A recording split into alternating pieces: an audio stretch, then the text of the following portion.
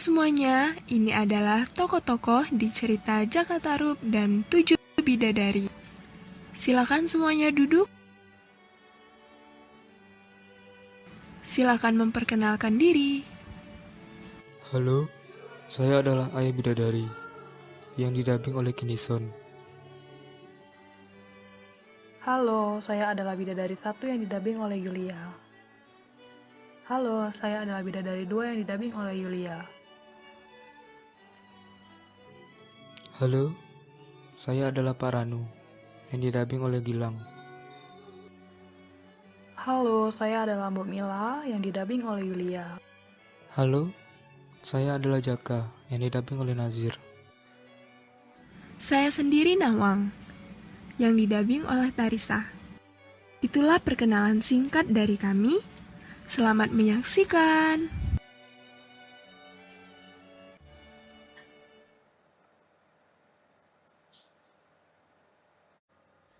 Pada zaman dahulu kala, hiduplah seorang pemuda yang bernama Jakatarup. Jakatarup tinggal bersama ibunya, Mbok Mila, di sebuah rumah di pinggir hutan. Sehari-hari ia menghabiskan waktunya dengan memancing. Hasil pancingannya itu dijual untuk memenuhi kebutuhan hidupnya dan sang ibunda.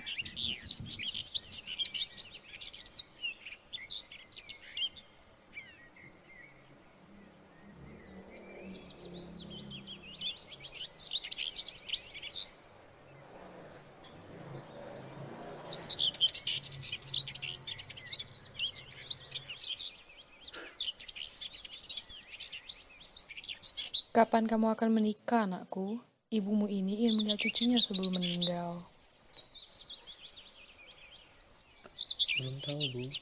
Nunggu jodohnya datang. Jaka pamit dulu, Bu. Ingin memancing ikan di sungai seperti biasa.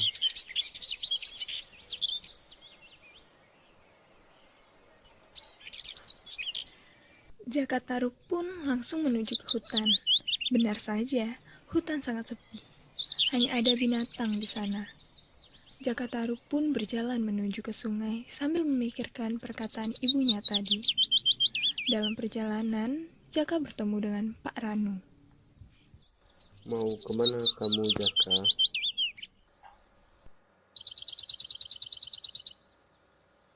Saya mau pergi memancing, Pak, seperti biasa. Cobalah kamu memancing di sungai di tengah hutan sana. Mungkin saja kamu tidak hanya mendapatkan ikan. Baiklah, Pak. Terima kasih atas sarannya.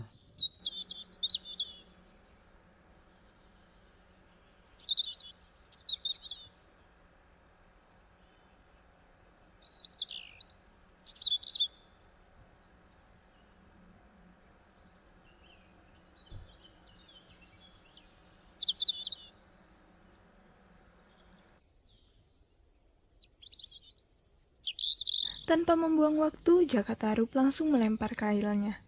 Tiba-tiba, Jakatarup dikejutkan dengan suara wanita tertawa gembira. Suara itu sepertinya berasal dari suatu tempat. Suara apa itu? Karena penasaran, Jakatarup akhirnya mengikuti arah suara itu.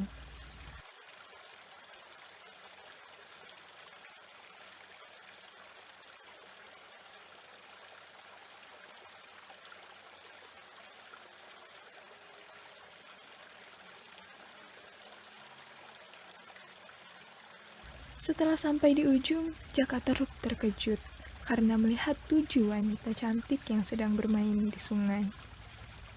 Wah, cantik sekali mereka. Andai aku bisa menikah dengan salah satu dari mereka. Jakatarup mempunyai ide. Dengan perlahan, Jakatarup mendekat ke sungai.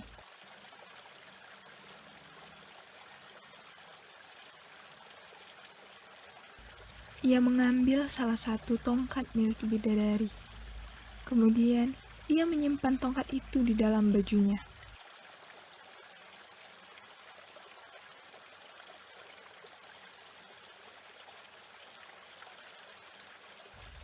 Hari semakin sore.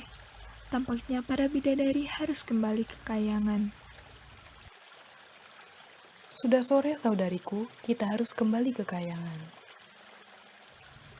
Para bidadari mengikuti perintah saudari tertua. Mereka pun bersiap untuk kembali ke kayangan.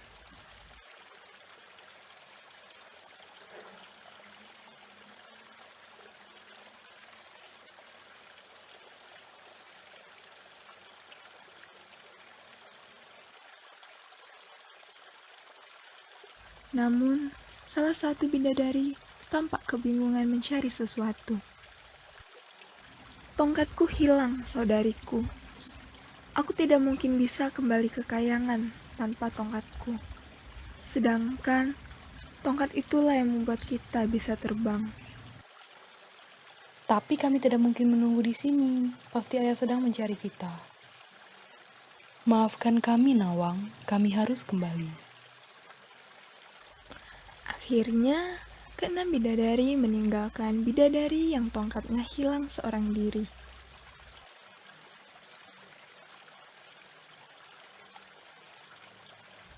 Bidadari itu sekarang sendirian. Ia terlihat sangat sedih. Jakataru pun mendekati bidadari itu.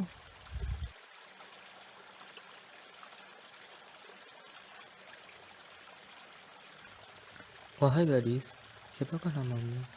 Mengapa engkau bersedih? Namaku Nawang.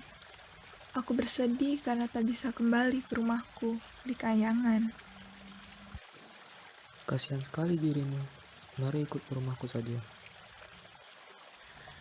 Karena tak tahu harus tinggal di mana, Nawang Wulan menerima ajakan Jakataru.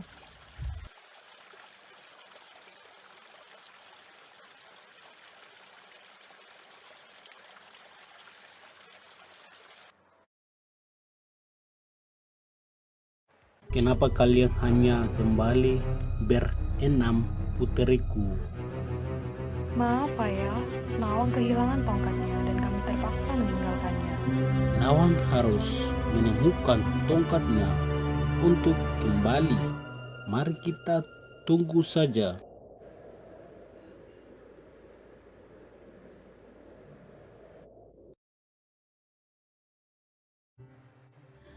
Jakatarup dan Nawang Wulan telah menikah. Mereka hidup dengan bahagia. Jakatarup bekerja di sawah, sedangkan Nawang Wulan mengurus rumah. Bertahun-tahun hidup berkeluarga, ada satu hal yang membuat Jakatarup merasa heran. Padi di lumbung tak pernah habis, padahal setiap hari padi dimasak. Suatu pagi, ketika Jakatarup hendak pergi bekerja, ia bertanya kepada Nawang Wulan. Istriku, aku heran, mengapa padi di lumbung kita selalu banyak? Padahal setiap hari kita memasaknya. Itu rahasia, dan kamu tidak boleh tahu. Aku hendak mencuci baju. Jangan sekali-kali membuka tudung masakanku.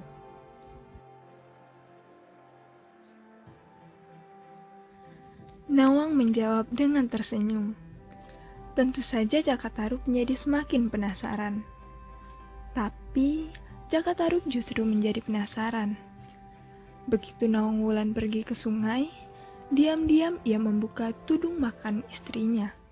Jakatarup terkejut. Hanya ada segenggam padi di dalamnya. Pantas saja padi di lumbung tak kunjung habis.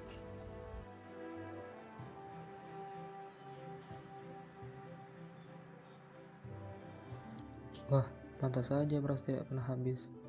Nawang hanya memasak segenggam padi setiap harinya. Bagaimana bisa?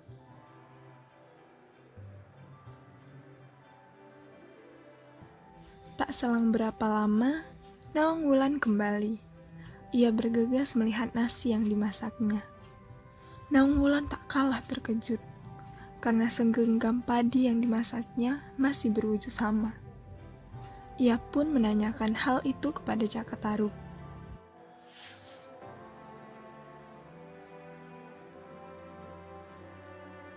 Apa kamu membuka beras yang sedang aku masak, Mas?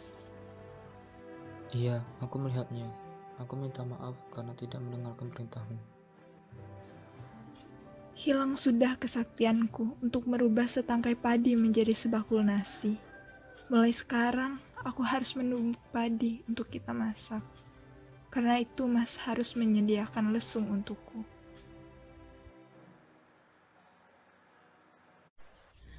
Berbulan-bulan berlalu, sekarang padi di lumbung cepat habis. Seperti biasa, pagi itu Nawang ke lumbung yang terletak di halaman belakang rumah untuk mengambil padi.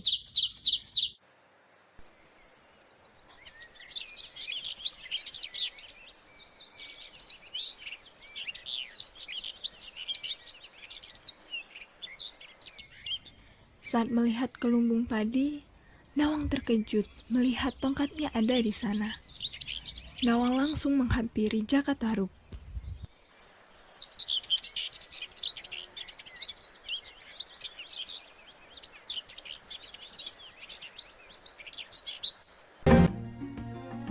Mengapa tega kamu melakukan ini kepadaku, Jaka? Maafkan aku, Nawang. Sekarang kau harus menanggung akibat perbuatanmu, Jaka Tarub. Tempatku bukan di sini. Mulai saat ini kita bukan suami istri lagi. Setelah itu, Nawang langsung terbang menuju Kayangan meninggalkan Jaka Tarub. Ya, sendiri lagi.